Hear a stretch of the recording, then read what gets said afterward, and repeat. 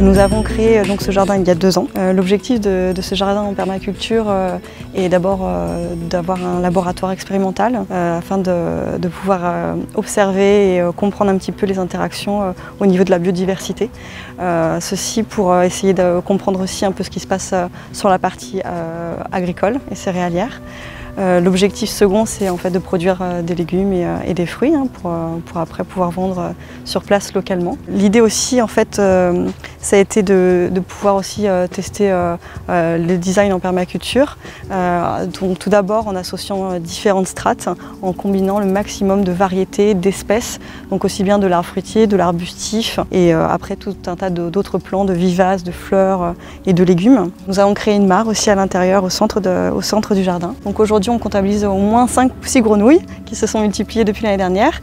Et l'idée aussi, c'est de favoriser le maximum de biodiversité et mélanger à la fois l'aquatique et l'aérien. Nous utilisons aussi des plantes compagnes. On essaie d'exploiter un petit peu le modèle de l'agriculture de conservation, notamment de la facélie. L'idée, c'est de fertiliser aussi ce sol. On le couvre aussi avec une ressource locale, le miscanthus, l'herbe à éléphant, qui nous sert aussi de paillis. On limite les apports d'eau grâce à cette couverture en paillis. La mare nous permet aussi d'avoir recours à de l'eau si besoin. Nous sommes dans la 2e année de production, on a commencé même à collecter nos graines, on a investi dans l'achat d'une serre. L'idée, c'est d'avoir des graines adaptées aussi. Nous avons designé le jardin selon les principes de permaculture, donc avec les principes de butte en lasagne. Donc à l'intérieur, en fait, on a posé des couches azotées, des couches carbonées. L'idée étant de recréer en fait du sol fertile. Ces buttes, elles sont orientées nord-sud pour avoir le maximum d'ensoleillement. Elles sont couvertes au maximum, soit par des végétaux, soit par du paillis. L'avantage, c'est d'avoir le maximum de surface utilisable.